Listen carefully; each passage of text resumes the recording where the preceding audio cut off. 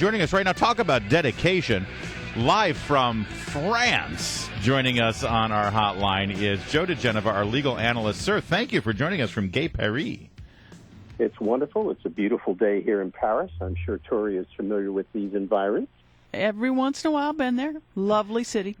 Well, and actually, I got to get this out of the way here, Joe. Apparently, you were on the Chris Plant cruise there for how was that? How's Chris doing? Yes, we had a week cruise in the Mediterranean. We started in Monte Carlo with a little gambling, and then onwards to Antibes and all sorts of Minorca and all sorts of magnificent Just men islands. of the people. Joe and Chris Plant. You know, men of the people. When it comes to suffering, you're right up there with dead broke Hillary Clinton. Yes. In fact, we saw her somewhere on the horizon. I bet.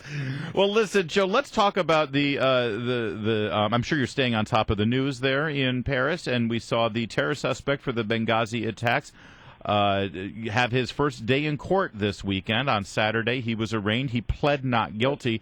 I know you've got some strong opinions on how they're treating this terrorist. What do you think of his not guilty plea and where it goes from here? Well, this is vintage Obama administration. Everything is a crime and nothing is war. This is a war criminal. He is an enemy combatant. He should have been sent to Gitmo, but the president obviously would never send anybody to Gitmo. He would kill them rather than send them to Gitmo. That's his definition of human rights. You assassinate them rather than send them to Gitmo. I mean, this guy is bizarre, but nonetheless, he will be tried here. There's no way to tell how good the case against him is. And we will all find out together. It's a wonderful, bizarre tale that will be told in U.S. district courts. But, Joe, there's a couple of, I'm sure they've got a team of good U.S. attorneys, career attorneys, who are, of course, professional and going to do a good job. They won't get politicized in this. But separate from that, setting aside the career politicians, what about Eric Holder? He seems to take a different agenda when he carries out his duties. Well, he has adopted the agenda of the President of the United States. I mean, their Siamese twins joined at the hip. I mean no disrespect to Siamese twins, but the bottom line is that this is a political decision. They don't like Gitmo. They don't like the war on terror. The President never has. This is their way to work it out. So they're going to subject the American people to the cost and expense of the trial rather than sending him to Gitmo. Eric has become basically a minion of the President, reflecting the President's policies in no uncertain terms. And his failure, for example, to investigate the IRS has now become something which I believe, if the Republicans take over the Senate in 2014, there are going to probably be some impeachment proceedings against sub-cabinet members and cabinet members, and his will be one of them, along with the IRS commissioner. Wow. Joe, it's Tori. So good to hear your voice. I don't even know where to begin on this one, bringing this guy to Washington and the implications of how they've handled this. So I'm with you. He's a terrorist, right? He's a war criminal. He ought to be in Gitmo. I agree with you completely. That's not how they're handling them. So then what's the significance, for instance, of keeping him on a Navy ship for a while, not reading him his Miranda rights, right? Giving him the counsel when he gets here, the fact that he can actually have a plea like any common criminal who might have stolen a car off the street, security in Washington, D.C. I got to believe if members of Congress were aware of when they were bringing him to town, they might have had a different opinion about it. Again, I'm kind of struggling because there's so many questions, the long-term implications of how they're handling this particular terrorist. But what do you think? Well, this is about ideology. It's not about either good law enforcement or good intelligence, because the key thing to do with someone like this would be to keep him in secret for a year or two, interrogate him over that time, gather intelligence, learn more about him and his friends, and then put that to use in the theater of war, which, of course, is all over the world. And, of course, with the situation in Libya and the inability to protect our own people when they were there on September the 11th, 2012, tells us an awful lot about the ideology of this president. It is far left. It is ideological to the point of danger to the United States. And having lost the ability to gather intelligence from someone like this, and don't let anybody kid you, keeping him on a boat for a week or 2 weeks, that's not how you gather intelligence. You live with somebody like this for months and months and months, and you gain their confidence, right. And over time you learn more and more things. This is a huge waste. The president, because of his policy, has created a physical danger to the people of the United States, and he gets away with it because of the complicity of the mainstream media, which is in his pocket.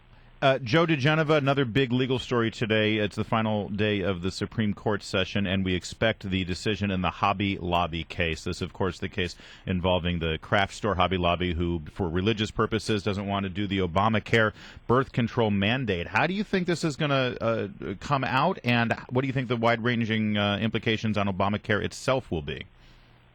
Well, I think more than wide-ranging is this is a First Amendment question. I can't conceive of the Supreme Court allowing this to stand because it has such limited effect on the people who would be so-called denied benefits because they can buy this stuff for like $8 a month over the counter. I mean, this is nonsensical that you would impose this on a religious institution that has objections to it. I think the court will rule 5-4 in favor of Hobby Lobby. There are very strong feelings about this, but this is a great example of government overreach, unnecessary government overreach, and this is ideological. This is all about paying homage to Planned Parenthood, which is a $1.5 billion friend. They get $1.5 billion a year from the United States government. If that doesn't make your stomach turn, I don't know what will. Ridiculous. We should put you on a ship more often. Tell us how you really feel. But let me just listen. I'm fascinated by the Hobby Lobby case, and I can't wait to see the decision. And I'm excited that we're going to have a lot of discussion about it. I know you guys are, but I actually think may surprise a lot of people because I don't think too many people have been paying too much attention to it recently. Oh, it's been off the radar. Yeah. But you just said something, Joe, when you said that this is a First Amendment issue and you can't make a religious institution do this. They're not a religious institution. They're a private company whose owners happen to hold religious beliefs. There is a difference there, isn't there? No. There is. That's true. However, remember, you have to do this or you have to pay a fine. You are forced to buy this insurance. You are not asked to buy this insurance. Right. And this conflicts with their religious beliefs, and I believe because they are being forced to do it, that's the key in this case. This is not a voluntary program. The United States government has told them, you either pay this or you, Hobby Lobby. Guess what they're going to have to pay if they just want to pay the fine? $300 million. That's what Hobby Lobby is going to have to pay. Yeah. Do the realities of how the health care program is being implemented or executed have an impact on how the Supreme Court will look at it? And by that I mean there's a great story last week talking about small businesses saying, yep, we're reducing hours of our employees, or one really articulate guy talking about how he was offering it to a small business owner, he was offering it to his employees and they didn't want it because they didn't feel like they needed it. So when the justices see these things... does that impact their thinking? It could. I mean, it's the kind of thing that gives atmospherics to a position you already hold. I mean, you'll cite that sort of thing saying, see, this is the kind of stuff that happens, but it actually won't have an effect on the actual constitutional decision-making. But it will give some color and some depth to an opinion that a justice already holds. This sort of demagoguery by the government, forcing them itself into Americans' lives with regard to the kind of medical coverage they have to have. People just don't remember what Obamacare is about. The government is telling you what you have to buy. This is why John Roberts' opinion in the original case on Obamacare is so disgusting and so out of sorts. I mean, the notion that this was a tax when Congress didn't call it a tax, the president said it wasn't a tax, and then all of a sudden Roberts, in order to save his image for the future, his legacy, decides it's a tax. I mean, this was goofiness at the highest levels of the court.